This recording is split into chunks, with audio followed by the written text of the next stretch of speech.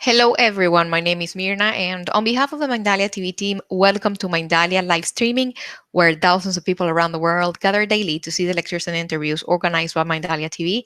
Today, with us, Dan Blanchard, best-selling and award-winning author, speaker, and educator, is going to be having a very important conversation with Phyllis Ayman.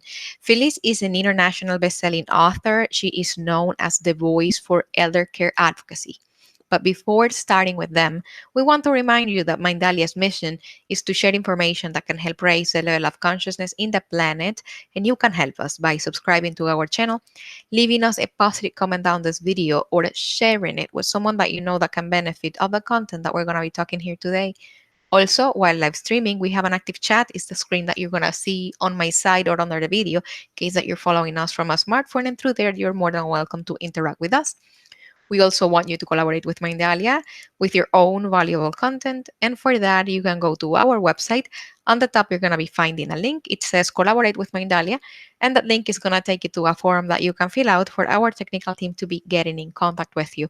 The great news is that you can collaborate with Mindalia in English through Mindalia TV English, but you can also do it in Spanish through Mindalia Televisión and Portuguese through Mindalia Televisao. Visit our different channels and platforms, Facebook pages, Instagram accounts, and follow us. When you do that, you are not only helping us reach as much people in the planet as possible, but you also keep yourself updated with the amazing information that we're sharing there on a daily basis. We're not going to be delaying this any further, and I have a very great pleasure of saying welcome to Mindalia live streaming, Dan and Phyllis. The screen is yours. Thank you, Mirna. Good to see you again. Glad to be here. And Phyllis, how you doing? I'm doing great, Dan. Thanks so much for the opportunity. I'm so thrilled to be here with you today. It's really terrific. Cool. It's cool. I'm looking forward to talking to you again. You got such a great message. And let me say a few words about you, Phyllis, to our Mindalia audience.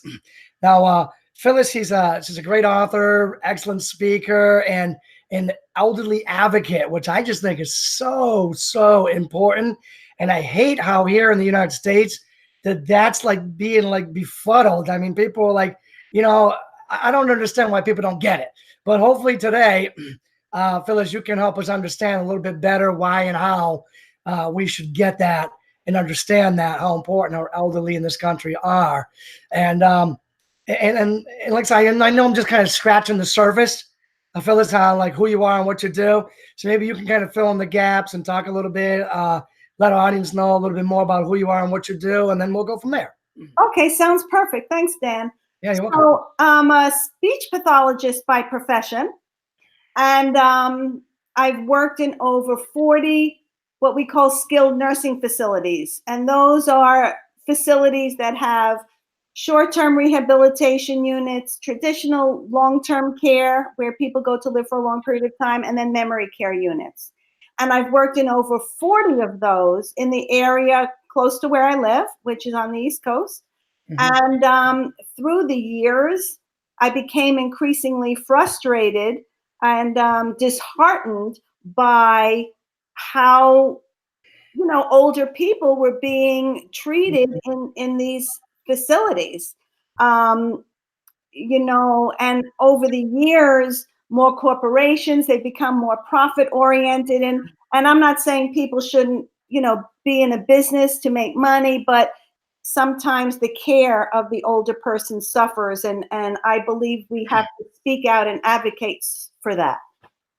Yeah, no doubt. And Phyllis, what you're doing is so important. I can just, for as long as I can remember, my mom was a nighttime supervisor in these nursing facilities. She did a lot of work in convalescent homes as the nighttime supervisor, the graveyard shift. Right. So my mom had her hands in the mix there for a lot of years. She was there. And I mean, her job was vital. I just thought it was so important what she did because, we had like, I guess like the wisdom keepers, right?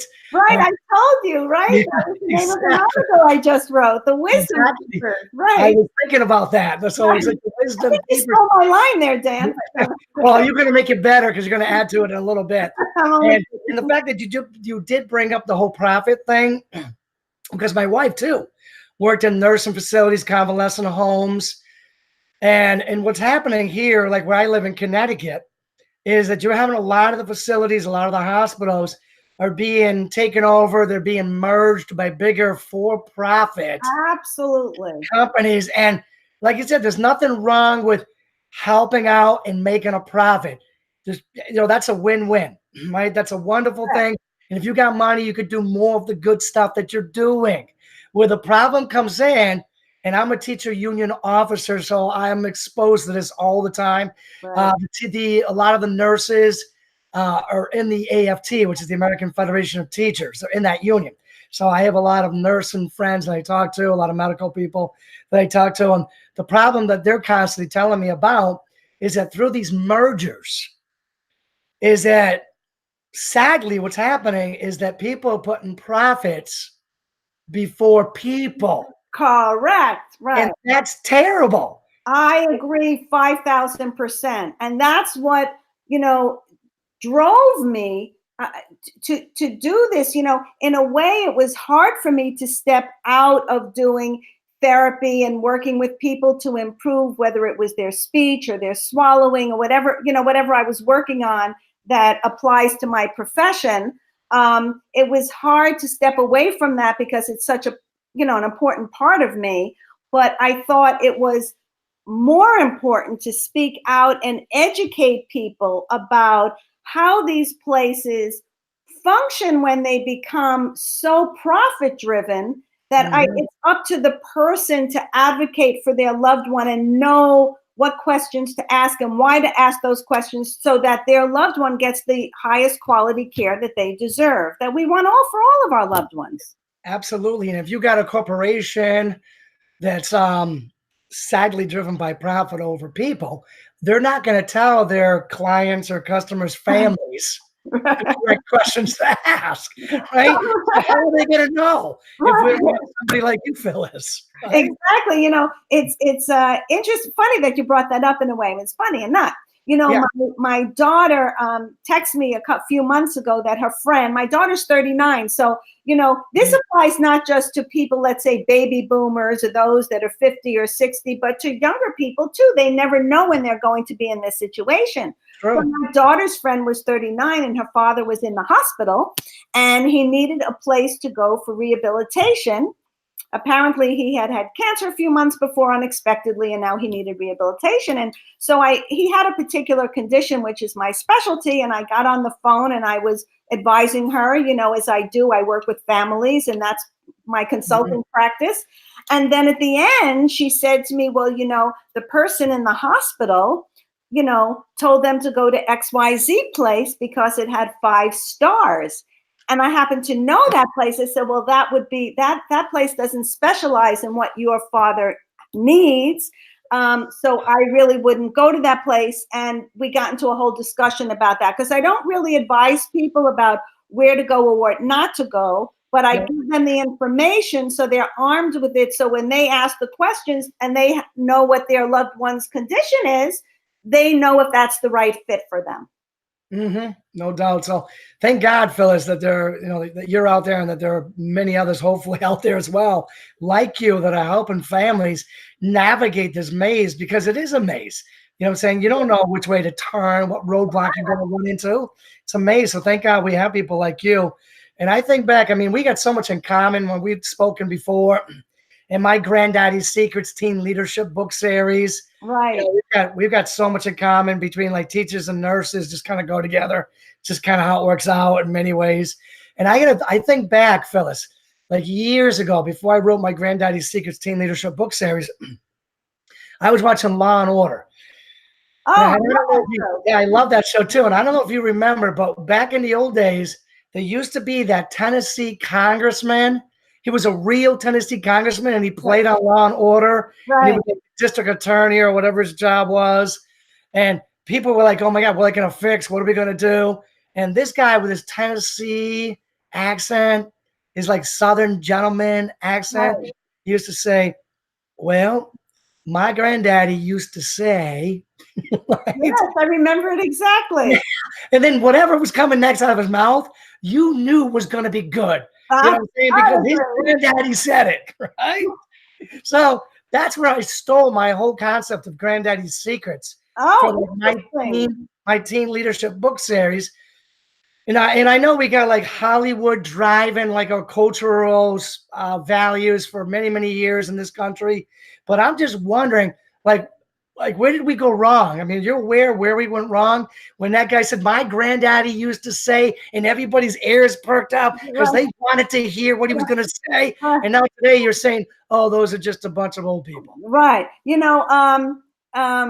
I was going to say when you said that, which goes with, what I told you the other day about wisdom keepers, is they were pearls of wisdom. They really were. And I think even now people sometimes will say something. I know I say something my father said or my mother said, and people do that. But that's mostly about people, I think, that have passed away as they remember them. But unfortunately, and I just wrote an article about this that I'm going to probably publish in a newsletter soon.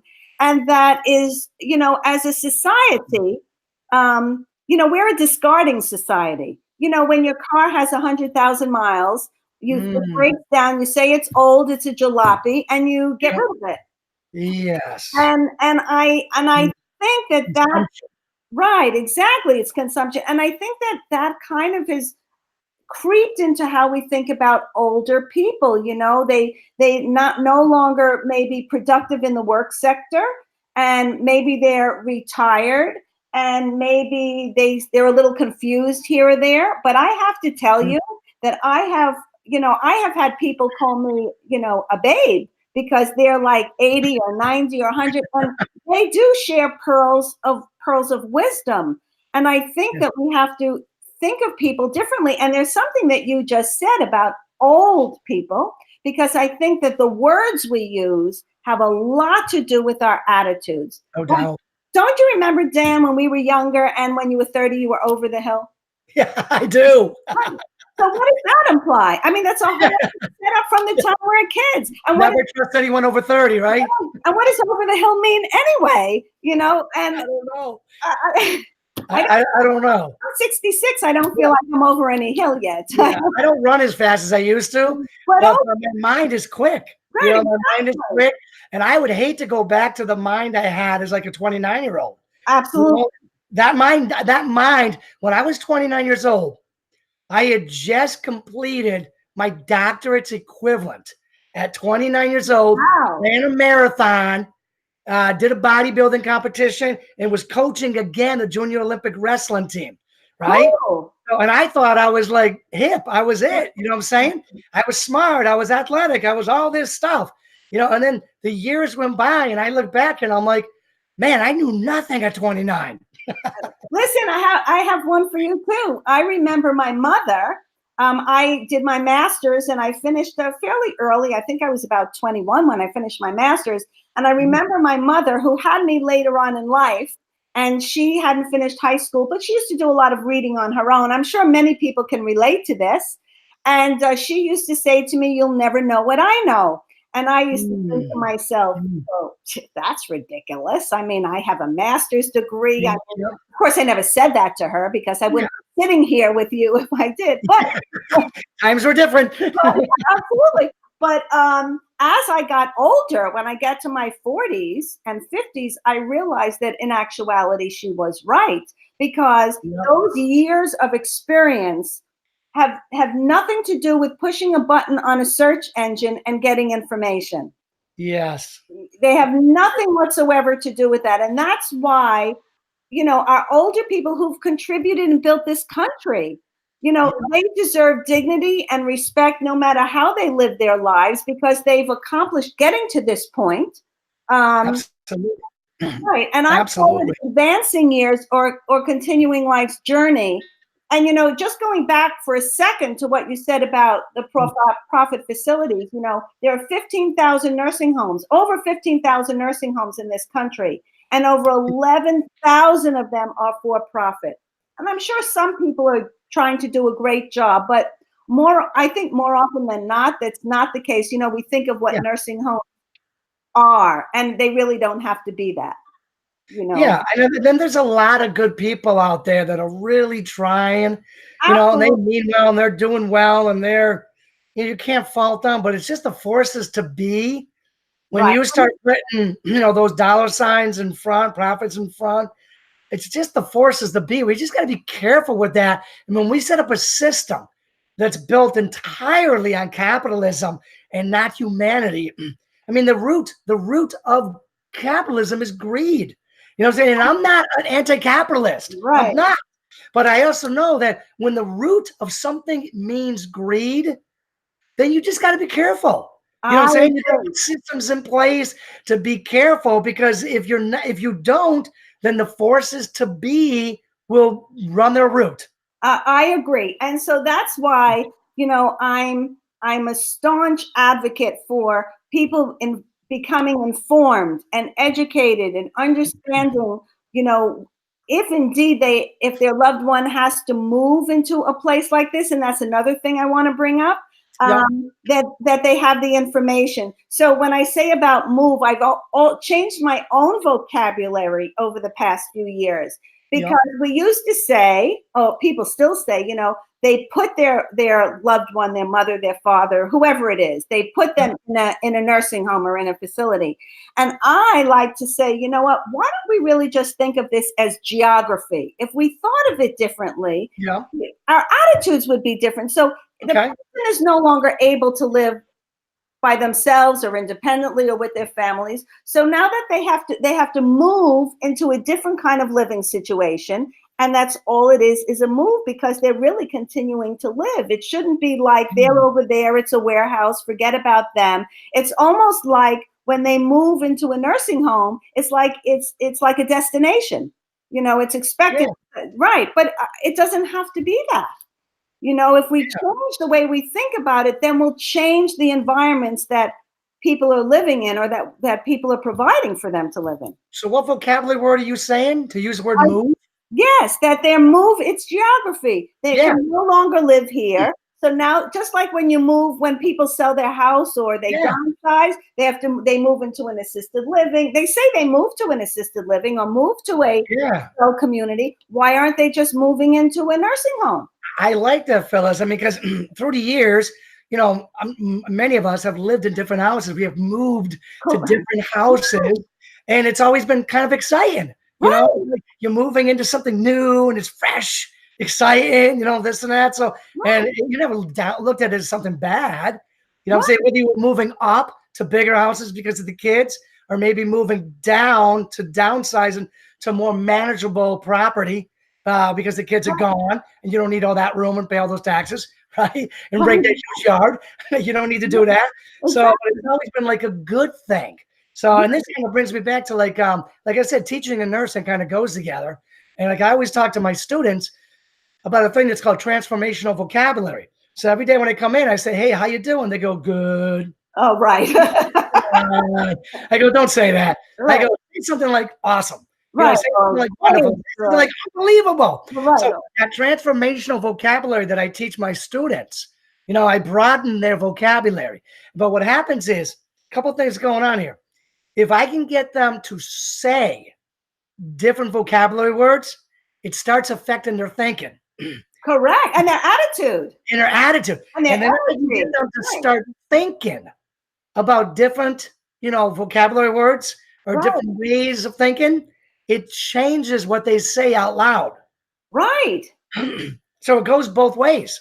Absolutely. And talk about vocabulary. We were talking briefly earlier that even in the questions we ask, how old are you? Has the word, as part of that sentence, the main part of that sentence is the word old. So it's always about reinforcing about old. And I was saying to Myrna before we started that, in Spanish, they say, ¿Cuántos años tú tienes? I hope that's correct for people watching who are Spanish speakers.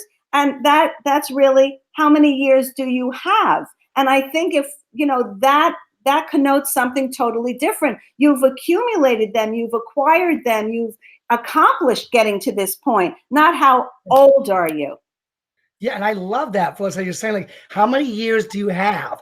Right. That makes you think different, feel different than how old are you. So how many years do you have? Hey, how much money do you have? Oh, a bunch. How many years do you have? A bunch. Right, exactly. I'm happy. I got a bunch. Exactly. We're talking the same language about transformational vocabulary because it's such a stigma about old people, elderly. That's why my book is called Overdue Quality Care for Our Elder Citizens. And that's why I use that word elder, because they're really, years ago when you talk about the elders, were the ones with the wisdom. The elders were honored and valued and respected. And in many cultures, they still are. In American culture, not so much. Yeah. Could you give us a little maybe explanation on this book? Like, what drove you to write a book, and what was that like? And this topic is obviously very important to you, but maybe you can expand upon it a little bit. Sure, absolutely. I'd love to. So actually, it's my second book. The first one I self-published in December of 2017.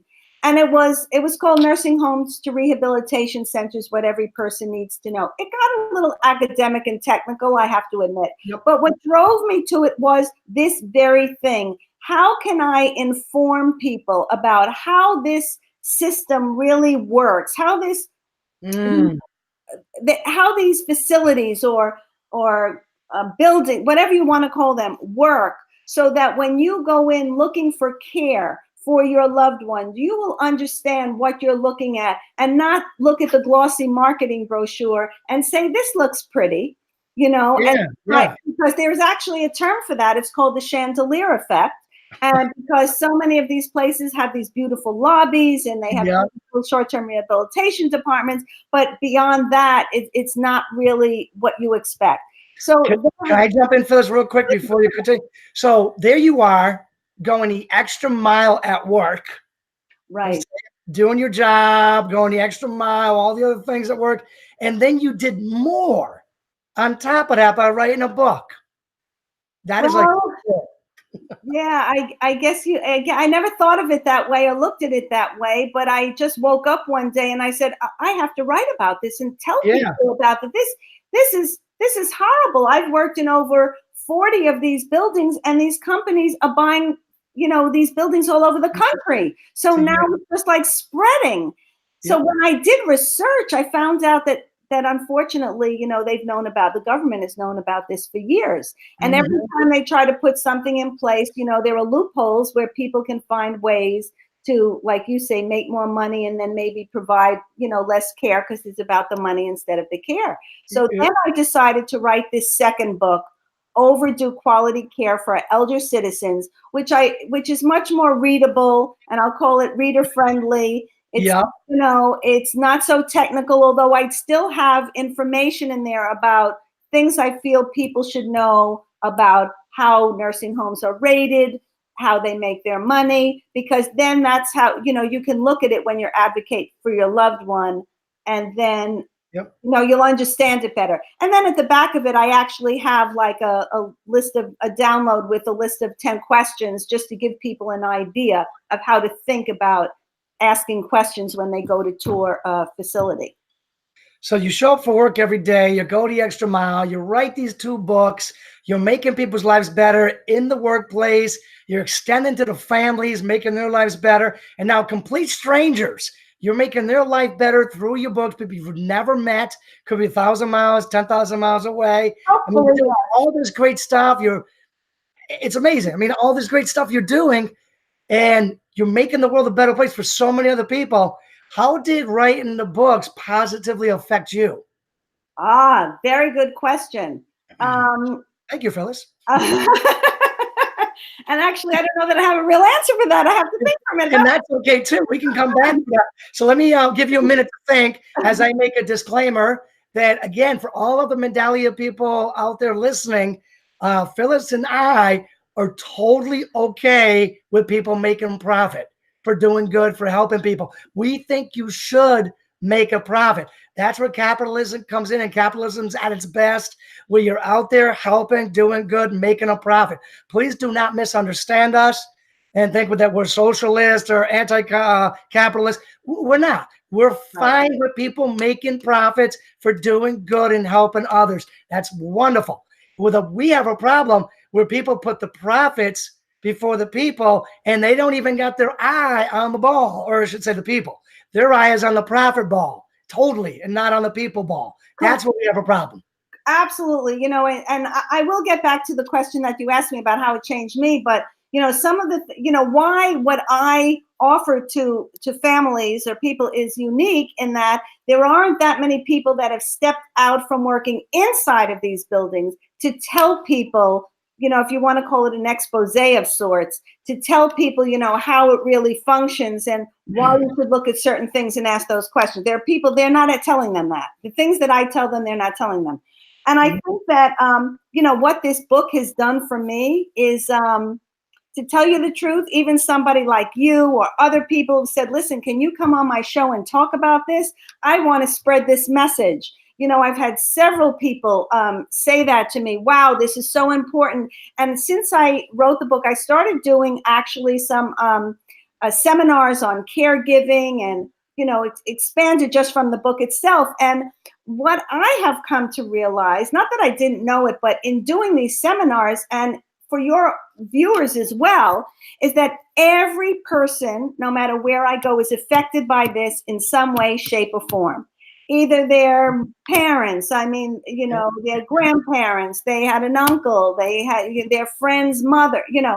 So we're really all in this together. And so that's, you know, I've realized how important it is to raise awareness for everyone, because I think if everyone starts to say, this is not how we should treat our elder citizens, because essentially that's us in a few years.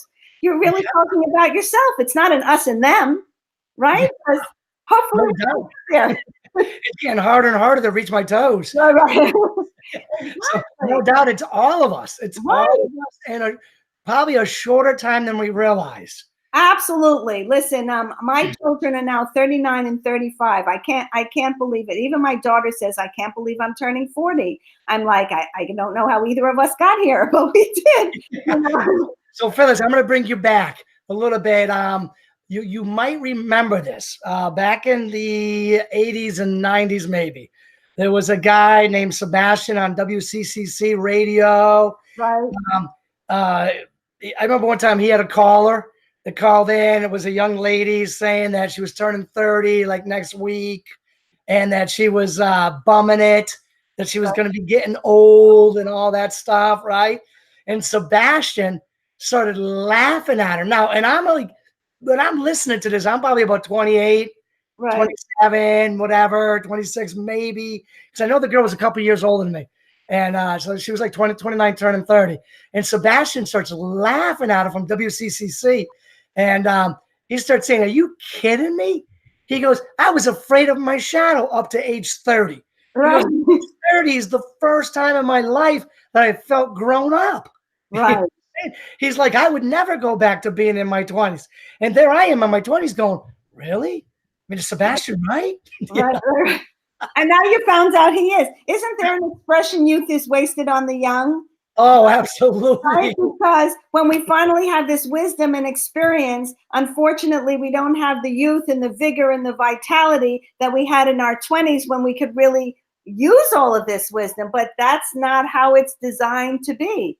It just doesn't work that way. It doesn't work that way. And speaking of that, how it doesn't work that way, in the educational field, you know, I see often, let's say like a substitute teacher will come in. And it could be like, you know, it's an elderly substitute teacher. Sometimes it's an Army Marine veteran, right, you know, Vietnam War, Korean War, whatever it may be. You know, a veteran comes in, and I've seen too many times over the years of the kids just going, shaking their heads, going, oh, man, we got some old guy. Right. And I just want to grab him and shake him and say, wake up. Do you know who that guy is? Right. That guy was in the Vietnam War. You know what he could share with you? Right. And you could barely wipe your nose. Right. Listen, I just posted an article that I saw I think I saw it on LinkedIn, and I reposted it and shared it. And it was about this woman who's 102 years old, and she's been drumming for like 66 years, and she's still a drummer. And you know, the more I do these seminars and, you know, I'm out speaking and whatever, and I ask people, you know, how many of you have parents or older loved ones that are over 90, over 80? So many people, because people are living longer. As a matter of fact, in the United States, they say by the year 2035, the population over 65 will outnumber the population 18 and under. I'm going to live to 100. Right. I'm hoping to do some pretty cool things at age 100. Right. Listen, and I just read something else. These two people, she's 102, he's 102, and he's 100. They just got married. Good for them. That's what I say. See, love at any age, right? I say there's hope for me. Yeah. I'm still looking. I'm just. You know what I've been thinking about a lot, Phyllis, lately, is that many times, especially for men, you know what I'm saying? Like you retire, right? And anytime, like your life is over, your identity in the workforce, you know, as that person, an accountant or teacher or whatever it may be, could be over. So you start to lose your feeling of value in society. And I'm going to just keep the math easy here, okay, for everybody. Okay, so here it is. Here's the math. Let's just say we do live to 100, right? Okay, let's just keep the math easy and say we retire at age 60. So if we retire at age 60 and we're going to live to 100, we're 60 years out of the 100 years, 6/10, just a little bit over half of our life. Right. We still got almost half of our life, another 40 years in front of us. What do you mean you're going to move to the sideline? You know what I'm saying? What do you mean you have no more value? Right. You know what do you mean you lost your identity? So what if you worked for 30 years, 35, 40 years? Guess what? That's behind you. You still got another 40 years for the next chapter. Absolutely. Listen, I myself, so you said, you know, I wrote these books. As I said, I'm 66. And I feel when you say chapter in books, it's kind of funny, but but I feel like I'm starting a whole new chapter. I stepped out from the work I was doing before to do something, not that that wasn't important. It was. I helped many, many people and families, you know, but now I want to make more of a greater impact, more of a global impact to in this conversation about how we treat our elder citizens and the care that they deserve, and making sure that people have the information so that their loved ones can get the care, or they can advocate for the care that they know they deserve and they want them to have and that they need. And so this is my next chapter. People have asked me, when are you going to retire? I say, from what? From what? I agree with you. You know? I agree with you. I mean, what do you mean retire? Right. Never retire. Just do something different. It's like a breath of fresh air. Right. I saw something several months ago. It said, not retired, refired. I said, I love that. Nice. Right. So yeah, re-energize, refire it up. Right. It's a breath of fresh air. Right. You know? Do the things that you always wanted to do, or volunteer. Or I think, you know, intergenerational programs are great, where older people, like you say, Granddaddy Secrets, start to go to schools where you could tutor or share your stories and enlighten people, because they're not going to get that from a search engine when they push a button. Yeah, no doubt. And now that I'm thinking about it, you talk about these wisdom keepers, these, you know, the elderly population, and with the internet and computers being so easily accessible these days, I would love to see some kind of movement, you know, from, let's say, like the 60-year-old somethings, right, you know, and beyond, who have like retired from life, you know, let's say from their first job. They've retired from the first job, and now they're ready to start a new chapter. Maybe like someone putting down the information, the wisdom that they know, and maybe, I don't know, maybe going and becoming an author themselves, a speaker themselves. Absolutely. You know? I think, you know, I'm in the educational world, and in the educational world, you know, you get up in your 60s, right? Right. And people start looking at you like you're kind of getting like a little too old to be a teacher, you know, because you don't relate to the kids as well. And I think, you know what? I'm fine. I'll be fine. I'll always, I think, be able to relate to the kids and be a good teacher. But at some point, the world is going to start looking at me differently.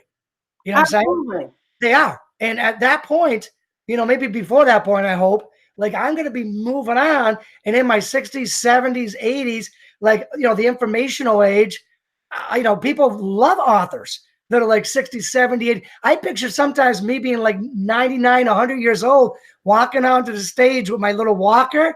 Right. And then when it's all quiet, I'd say, my granddaddy once told me. I love it. You know, AARP, they changed their what the words stand for. They're in the process of changing it from American Association of Retired Professionals for the RP to stand for real possibilities. And I think that that's really what it is. There's your vocab. There's the transformational vocab.